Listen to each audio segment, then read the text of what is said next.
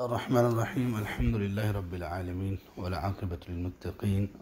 والصلاة والسلام علی اشرف الانبیاء والمرسلین ومن تبعهم بإحسان وایمان الی یوم الدین وبعد۔ سورۃ البقرہ آیت 206۔ اعوذ باللہ من الشیطان الرجیم وَإِذَا قِيلَ لَهُ اتَّقِ اللَّهَ أَخَذَتْهُ الْعِزَّةُ، اور جب اسے کہا جاتا ہے کہ اللہ سے ڈرو تو اس کو عزت کا خیال آ لیتا ہے، بالإثم گناہ کے ساتھ، فحسبه جہنم سو اس کے لیے جہنم ہی کافی ہے، وَلَبِئْسَ الْمِہَادُ اور یقیناً یہ بہت برا ٹھکانہ ہے۔ اس سے پہلی دو آیات میں اللہ تعالیٰ نے کچھ ایسے لوگوں کے متعلق بیان فرمایا جو لوگ دنیاوی اعتبار سے، دنیا کی معلومات کے اعتبار سے، دنیا میں بات چیت کرنے کے اعتبار سے بہت ہی لوگوں کی توجہ کا مرکز بن جاتے ہیں، لیکن وہی لوگ آخرت کے معاملے میں، اللہ تبارک و تعالیٰ کے معاملے میں اور لوگوں کے حقوق کے معاملے میں انتہائی فساد برپا کرنے والے ہوتے ہیں، اور ان کو یہ قطعاً خیال نہیں ہوتا کہ کس کے حقوق کی پامالی ہو رہی ہے، کس کو تکلیف دی جا رہی ہے، کس کو مارا جا رہا ہے، کس کی ہلاکت ہو رہی ہے۔ تو ایسی کوئی بھی چیز ان کی نظروں میں باقی نہیں رہتی۔ تو ایسے لوگوں کے اللہ تعالیٰ نے 5 صفات ذکر کی، جن میں سے 4 ہم پڑھ چکے تھے۔ 5ویں یہ ہے، اور اس کا تعلق چوتھی کے ساتھ ہے۔ چوتھی میں اللہ تعالیٰ نے یہ فرمایا تھا کہ وَإِذَا تَوَلَّى سَعَىٰ فِي الْأَرْضِ، آیت نمبر 205 میں، جب وہ پھرتا ہے تو پھر زمین میں فساد کرنے کی کوشش کرتا ہے، یا جب وہ حاکم بنتا ہے تو زمین میں فساد کرنے کی کوشش کرتا ہے اور کھیتیوں کو اور نسلوں کو ہلاک کرتا ہے۔ جب اس فساد سے اس کو روکنے کے لیے یہ کہا جاتا ہے وَإِذَا قِيلَ لَهُ اتَّقِ اللَّهُ، کہ جب اس سے یہ کہا جاتا ہے کہ اللہ کا تقوی اختیار کرو، زمین میں یعنی فساد نہ کرو، کھیتی کو، نسل کو، لوگوں کو ہلاک مت کرو، کسی کے حقوق کی پامالی مت کرو، اللہ اور اللہ کے بندوں کا خیال کرو، ایسی کوئی بھی نصیحت جب اس کو کی جاتی ہے تو اس کے جواب میں کیا کرتا ہے وہ أخذته العزة، اس کو اپنی عزت کا خیال آ جاتا ہے۔ عزت کا خیال کس بات پر؟ گناہ پر، گناہ کے ساتھ، یعنی جس گناہ پر وہ اڑا ہوا ہے اس گناہ پر نصیحت کرنے کے وقت اس شخص کو اپنی عزت کا خیال آتا ہے۔ آنا تو یہ چاہیے کہ اس کو اللہ تبارک و تعالیٰ کا خیال آنا چاہیے، اس کو یہ ہونا چاہیے کہ واقعی میں غلطی پر تھا، مجھ سے خطا ہوئی، لیکن اس کی بجائے اس کو اپنی عزت کا خیال آتا ہے کہ مجھے اگر اس نے اتق اللہ کہا ہے تو کیوں کہا ہے، یہ کہنا ہی نہیں چاہیے اس کو۔ فحسبہ جہنم، تو اللہ تعالیٰ نے فرمایا اس کے لیے جہنم کافی ہے، اور یہ یقیناً بہت برا ٹھکانہ ہے۔ اگرچہ یہ پانچوں کی پانچوں صفات کسی شخص میں پایا جانا یہ بڑی خطرناک بات ہے، منافقین کی علامات ہیں یہ سب، لیکن یہ جو آخری خصلت ہے یہ بڑی خطرناک ہے۔ اس لیے خطرناک ہے کہ جب کسی شخص کو نصیحت قبول نہ ہو اور اس سے آگے بڑھ کر اس کو کسی کی نصیحت سے غصہ آ جائے اور اس کو اپنی عزت کا خیال آئے کہ مجھے کسی نے نصیحت کی ہے تو میری عزت پر کوئی فرق آ گیا، تو یہ انسان کو کبھی بھی اصلاح کی طرف نہیں آنے دیتی، اور یہ فساد ہے انسان کا، انسان کے ضمیر کا، انسان کے ایمان کا، انسان کی آخرت کا، سب کا فساد ہے یہ۔ دیکھیے یہ بات یاد رکھنی چاہیے، یہ بات بار بار دہراتے رہنا چاہیے ہمیں، خود کو بھی دوستوں کو بھی، کہ جس گھر میں، جس فیملی میں، جس خاندان میں،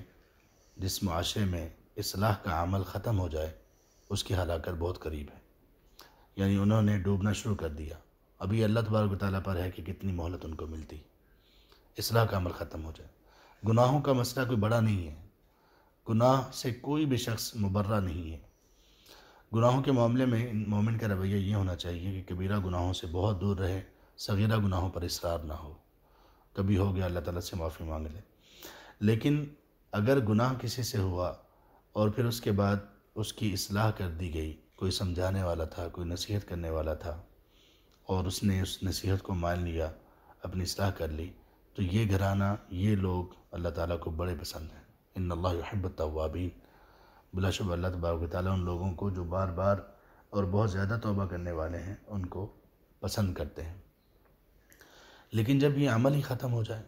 مثال کے طور پر ایک گھر ہے، فیملی ہے، چھوٹا گناہ ہوا، بڑا نہیں، چھوٹا سا کوئی گناہ ہوا، لیکن کسی بھی شخص نے سمجھانے کی، اصلاح کرنے کی کوشش ہی نہیں کی، آپ سمجھ لیجئے کہ یہ بہت جلد معاملہ خراب ہو جائے گا۔ اور ایسے کتنے گھر ہم نے اپنی آنکھوں سے دیکھے ہیں، ہم نے سنے ہوں گے، سب نے سنے ہوں گے کہ چھوٹی چھوٹی باتوں پر بات شروع ہوئی، بچے کچھ ایسا کرتے تھے یا بڑے کچھ ایسا کرتے تھے، لیکن گھر کے بڑے بزرگ وہ سمجھانے سے خاموش رہے، اور اس طرح آہستہ آہستہ چلتے چلتے بڑھتے بڑھتے وہ چھوٹی برائیاں بڑی برائیاں بن گئیں، اور بڑی برائیاں عادات بن گئیں، اور وہ عادات ان کو ہلاک کر گئیں۔ اس لیے اللہ تعالیٰ نے مومنوں کا جو رشتہ آپس میں ذکر کیا سورہ الحجرات میں آیت نمبر 10 میں، انما المؤمنون اخوہ، کہ بلا شبہ مومن آپس میں اخوت کے رشتے میں بندھے ہوئے ہیں، بھائی بھائی ہیں۔ فَأَصْلِحُوا بَيْنَ أَخَوَيْكُمْ، تو تم لوگ اصلاح کرو اپنے بھائیوں کے درمیان، یعنی اللہ تعالیٰ نے ہماری ڈیوٹی لگائی ہے یہ اصلاح کی۔ اصلاح ختم، اللہ کی رحمت ختم، اصلاح ختم، امن سکون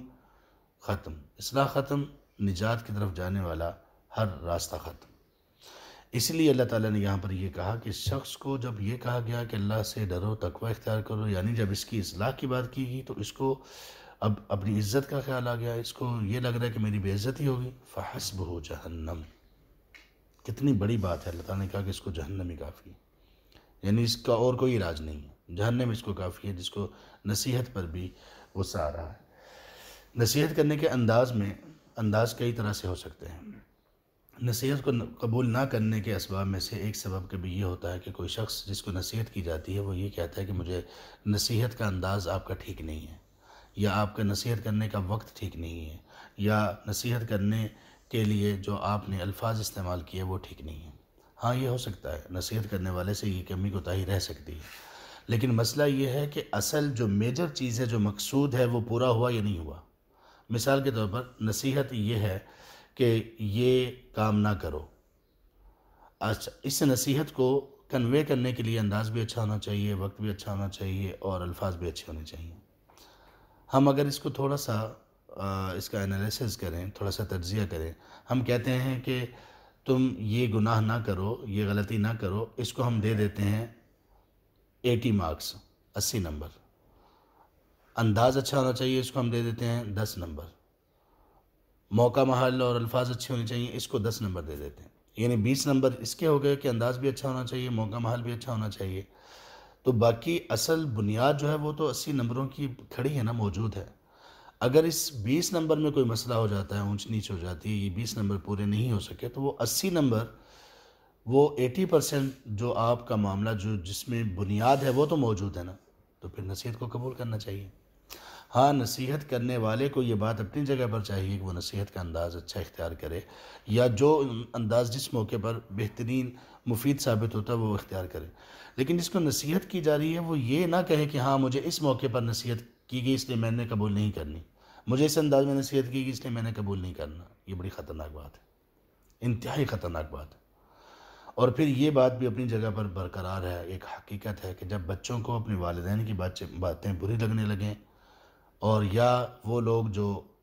ذمہ دار، جن کے ذمہ دار ان سے کوئی بات کریں ان کو بری لگنے لگے، جیسے خاوند بیوی کا ذمہ دار ہے، قوام ہے، حاکم ہے، بیوی کو اپنی خاوند کی نصیحت بری لگنے لگے تو پھر سمجھ لیجئے کہ معاملہ خراب ہو رہا ہے۔ پھر یہ والدین اور اولاد کے درمیان، بیوی اور خاوند کے درمیان محبت کی علامت نہیں ہے، پھر یہ چل چلاؤ ہے، اور یہ چل چلاؤ زیادہ دیر تک محبت کو قائم نہیں رکھ پاتا۔ تو اس لیے یہ بڑی خطرناک بات ہے۔ ہماری کسی نے ایک پوسٹ لکھی تھی، بڑی اچھی بات لکھی تھی، کچھ عرصہ پہلے پڑھی، انہوں نے کہا کہ ہم لوگ صالحین کو تو پسند کرتے ہیں، مصلحین کو پسند نہیں کرتے۔ صالحین اور مصلحین میں کیا فرق ہے؟ صالحین ان کو کہتے ہیں جو خود بڑا نیک، بہت متقی، نماز روزہ سب کچھ اپنے وقت پر، صدقہ خیرات سب بہترین ہے، یہ صالح ہے۔ مصلح کون ہے؟ جو یہ کہتا ہے، ہاں جو یہ کہتا ہے کہ یہ نہ کرو اور یہ کرو۔ تو واقعی یہ ہم لوگوں کو مصلحین پسند نہیں ہیں۔ الٹے مسلمین کے برائیاں بیان کرنا چاہتے ہیں، جی، نقائص نکالنا چاہتے ہیں۔ نقائص شروع کر دیتے ہیں لوگ۔ اسی طرح ایک اور قرآن کریم میں اللہ تعالیٰ نے کچھ قوموں کے واقعات کو بیان کرتے ہوئے یہ کہا، انہوں نے اپنی قوم سے، انبیاء نے اپنی قوم سے یہ کہا وَلَكِنْ لَا تُحِبُّونَ النَّاصِحِينَ، تم لوگ نصیحت کرنے والوں کو پسند ہی نہیں کرتے ہو۔ یعنی انبیاء ان کو نصیحت کر رہے ہیں کہ تم اللہ سے ڈرو، تم خیال کرو، یہ نہ کرو، وہ نہ کرو، شرک نہ کرو، اور وہ لوگ پسند ہی نہیں کر رہے۔ ان کو صرف انبیاء سے اختلاف یہ تھا کہ یہ نصیحت ہمیں کیوں کر رہے ہیں۔ اور ایک اور بات جو مشاہدے کی ہے، جس کو میں نے محسوس کیا اور اس کو بار بار میں بیان بھی کرتا ہوں، وہ یہ ہے کہ اللہ تعالیٰ کی بڑی بڑی نعمتوں میں سے ایک نعمت یہ ہے کہ اگر آپ کو کوئی پوچھنے والا اور کوئی ڈانٹنے والا بندہ موجود ہو، یہ اللہ کی بہت بڑی بڑی نعمتوں میں سے ایک نعمت ہے کہ آپ کو کوئی بندہ پوچھے کہ یہ کیوں کر رہے ہو، یہ کیوں نہیں کر رہے ہو، ہم سے کوئی کمی کوتاہی اگر ہو جائے تو ہمیں نصیحت کے ساتھ ساتھ وہ سرزنش بھی اگر کر لے تو یہ بڑی اللہ کی نعمت ہے۔ جن لوگوں کو یہ نعمت میسر نہیں ہوتی وہ بہت دور نکل گئے،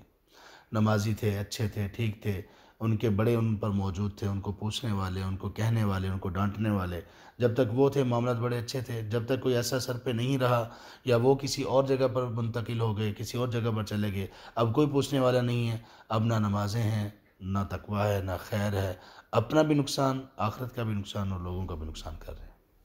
یہ بڑی اللہ کی نعمت ہے۔ اللہ تعالیٰ ایسی نعمتوں سے ہمیں ہمیشہ نوازے رکھیں، اور اس لیے کہ یہ اصلاح کرنے والے لوگ یہ اصل میں معاشرے کی بربادی اور ڈوبنے سے بچانے کا سبب ہوتے ہیں اللہ کی طرف سے۔ تو نصیحت جس طرح سے بھی ہو، جس کی طرف سے بھی ہو، اس کو قبول کرنا چاہیے۔ انداز اگر اچھا نہ ہو، کوئی بھی بات ہو، اس کو اگنور کر دینا چاہیے۔ شیخ یہ سعودیہ میں عرب لوگوں میں یہ اتق اللہ کہنا یہ بہت بڑی بات ہوتی ہے۔ کسی کو یہ کہنا نا اتق اللہ، یہ بہت بڑی بات سمجھی جاتی ہے، گویا کہ کسی نے کوئی بہت بڑا گناہ کیا ہو اور اس کو اس سے باز رکھا جا رہا ہے۔ باقیوں کا مجھے معلوم نہیں، لیکن سعودیہ وغیرہ میں اگر کسی کو ایسے آپ اتق اللہ کہیں گے تو اس کو غصہ آئے گا۔ ویسے کوئی نصیحت کریں تو وہ ٹھیک ہے، اتق اللہ کہیں گے تو وہ بہت عجیب محسوس کرے گا۔ لیکن یہاں بھی لوگ اکثر ہاں، عرب لوگوں میں یہ ہے۔ ایک دفعہ کسی شخص نے شیخ ابن عثیمین رحمہ اللہ کو کہہ دیا اتق اللہ، تو شیخ رو پڑے۔ شیخ ابن عثیمین یا شیخ ابن باز دونوں میں سے کسی ایک کو انہوں نے اتق اللہ کہہ دیا تو وہ رو پڑے اور کہا کہ سب لوگ گواہ ہو جاؤ، یا یہ کہا کہ اللہ آپ گواہ ہو جائیں، اس نے مجھے نصیحت کی اور میں نے آپ کا تقوی اختیار کر لیا۔ اس لیے کہ وہ اس لیے کہ یہ بہت بڑی بات ہے، بہت بڑی بات ہے یہ۔ ایک کچھ چیزیں ایسی ہوتی ہیں جو ویسے تو ان کا کوئی حرج نہیں ہوتا، لیکن ایک معاشرے میں ان کی ایک خاص صورت بن جاتی ہے، جیسے یہ اتق اللہ کی بن گئی ہے۔ اتق اللہ بہت کسی بڑے گناہ پر تنبیہ کرنے کے لیے کہا جاتا ہے، تو انہوں نے یہ نہیں کہا کہ مجھے آپ نے یہ کیوں کہا، بلکہ وہ ان کے رونے کا سبب یہ معلوم ہوتا تھا کہ یا اللہ مجھ سے اگر کوئی بڑی غلطی ہوئی ہے تو میں آپ سے توبہ اور معافی چاہتا ہوں، اور اس بندے نے مجھے نصیحت کی اور میں نے اس کی نصیحت کو قبول کیا۔ تو اس لیے نصیحت ہر جگہ سے قبول کرنی چاہیے، اور نصیحت ہر موقع پر کرتے رہنا چاہیے، اور جو نصیحت کرنے والے لوگ ہیں ان سے بڑھ کر کوئی محسن نہیں ہو سکتا، کوئی محسن نہیں ہو سکتا۔ اللہ تبارک و تعالیٰ ہمیں خیر پر رکھیں، اور اللہ تبارک و تعالیٰ ہماری اصلاح فرمائیں، اور اللہ تبارک و تعالیٰ ہمیں یہ وصف پیدا کریں کہ ہم نصیحت کو بھی پسند کریں، نصیحت کرنے والوں کو بھی پسند کریں، اور اسی کے مطابق اپنی زندگی کو بھی گزار لیں۔ آمین یا رب العالمین۔ سبحانک اللہم و بحمدک، اشہد ان لا الہ الا انت، استغفرک و اتوب الیک۔